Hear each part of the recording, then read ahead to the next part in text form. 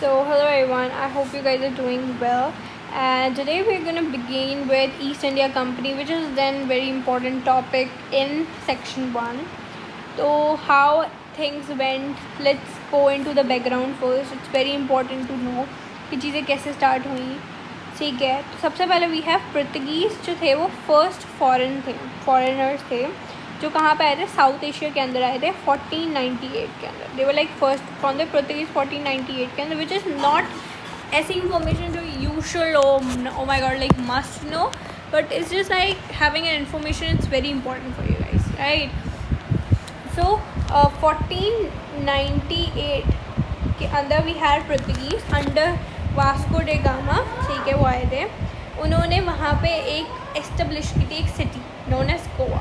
ठीक है, which is in India भी 1510 के अंदर. So this is a very new knowledge that you guys should know. Like 1498 के अंदर दे केम, 1510 के अंदर they made a city, they introduce a city Goa Vasco da gamma के अंडर.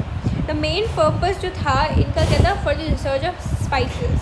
अब वहाँ पे ना स्पाइसेस बहुत ज़्यादा महंगे होते थे उस time and things were like not, मतलब ऑब्वियसली ब्रिटेन के अंदर वी डोंट हैव फार्म्स, हमारे पास वो चीज़ें नहीं हैं जो इंडिया ऐसे लैंडलॉर्ड कंट्रीज़ में हमें मिलती हैं. Due to immense wealth in this region in 1600. अब हमने बात की कि पुर्तगीज़ केम इन 1458 एंड फिर उन्होंने गोवा बनाई. And why they came, because of spices. ठीक है, अब क्या हुआ, 1600 के अंदर क्वीन एलिजाबेथ ने अपने कुछ मर्चेंट्स भेजे, अपने कुछ प्राइवेट मर्चेंट्स भेजे. उनको बोला जाओ तुम देखो, तुम ट्रेड करो. सबसे पहले वो कहाँ गए, वो साउथ अफ्रीका ईस्ट अफ्रीका वाले एरिया में गए. वहाँ पे उन्होंने बोला कि अच्छा हम वहाँ पे ट्रेड करते हैं. बट वहाँ पे थे वो ऑलरेडी फ्रेंच होते थे वहाँ पे सबसे ज़्यादा बैठे थे और वहाँ पे उनका सारा रूल था. तो उनको पता था कि वो वहाँ पे टिक ही नहीं सकते. तो वहाँ से वो लौट के 1608 के अंदर what they did was to come to, उनकी जो पहली शिप थी 1608 के अंदर, उनकी पहली शिप जो है लैंड होती है सूरत के अंदर. ठीक है, अब क्या है that due to immense wealth in this region 1600 queen Elizabeth one granted a character carter to British EIC for trade in Asia because they had failed in Africa. ठीक है, वो अफ्रीका गए थे और फिर बोला कि तुम जाओ एशिया के अंदर क्योंकि तुम अफ्रीका के अंदर फेल हो चुके हो. 1608 के अंदर उनकी पहली company like ship of company पहुंची, बट जहांगीर ने ट्रेड करने से मना कर दिया. उसके बाद क्या हुआ, शुरू में ना वहाँ पे पुर्तगीज़ भी थे. ठीक है, पहले से ही थे, वी टॉक्ड अबाउट इट.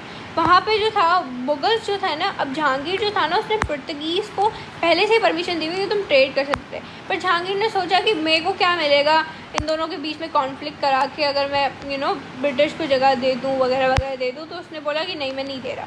ठीक है, इन 1612 के अंदर हमारे पास जो शाहजहां था वो आ गया. उसने हमें ग्रांट कर दी परमिशन कि अब तुम करो, ट्रेड करो इंडिया के अंदर, पूरे इंडिया के अंदर यू कैन ट्रेड.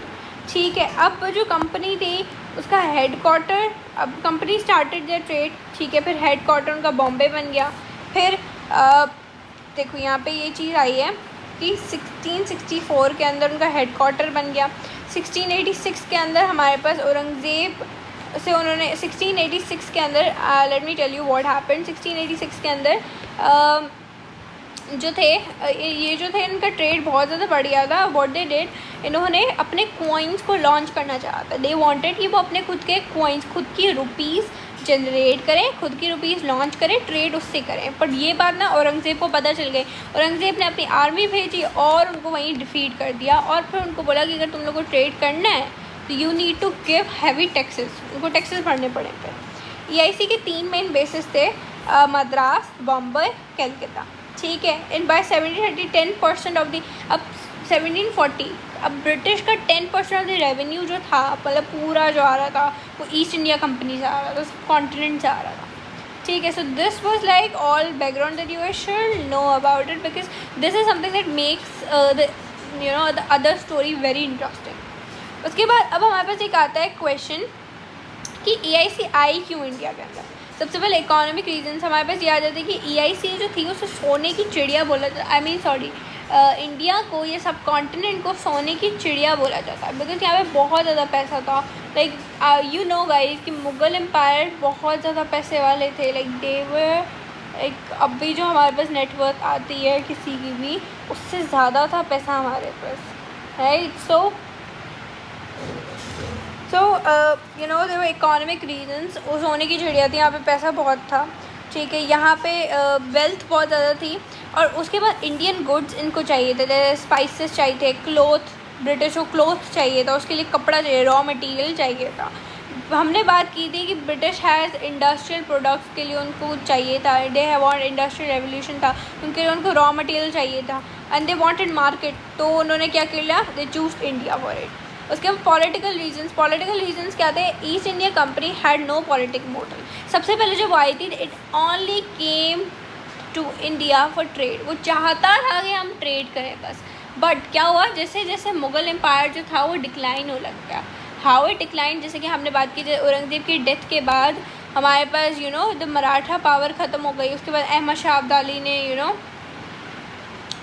अब इधर है बात decline Mughal empire, the demolition of the Maratha power in 1761। जैसे अहमद शाह अब्दाली ने उसे डिफीट किया, ब्रिटिश ने सोचा कि अगर देखो इंडिया डिक्लाइन हो रहा है, मतलब मुगल एम्पायर डिक्लाइन हो रहा है, अब कोई ना कोई तो आके यहाँ पे रूल करेगा, या तो पुर्तगीज़ कर लेंगे तो फ्रेंच कर लेंगे। तो उसने सोचा कि मैं क्यों ना करूँ, मैं क्यों ना अपना उसमें बढ़ा लूँ। तो उसने क्या किया, उसने कर लिया।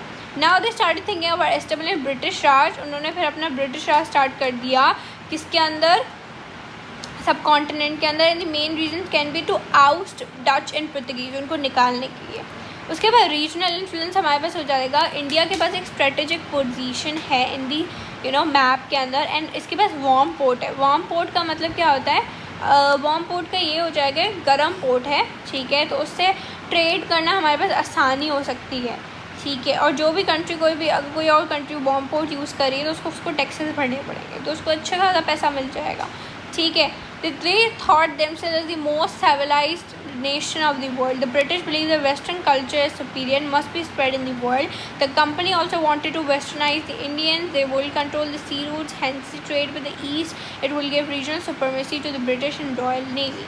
अब क्या था, रीजनल इन्फ्लुएंस क्यों, क्योंकि उसके पास स्ट्रेटेजिक पोजीशन थी, वो चाहता था क्यों ना एक रीजनल इन्फ्लुएंस मिले, एक सुपरमेसी बन जाएगी ब्रिटिश की, ठीक है। अब वो चाहता था कि वो सी रूट्स यूज़ करे और ट्रेड करे ईस्ट के अंदर। और वो चाहता भी था कि वेस्टर्नाइज करना इंडियंस को वेस्टर्न एजुकेशन के बारे में बताना, ठीक है। So this was like the main reasons. इसमें आपका 7 मार्क का क्वेश्चन आता है and this most repeated question. So I hope you guys understood it. अब हमारे पास आता है why British was able to take to the control of India, मतलब ब्रिटिश क्यों ले गया, उसने कैसे ले लिया control, that we will definitely discuss in our next video. I hope you guys understood like you know this main, it's like too much for this video abhi to yeah, so thank you so much guys.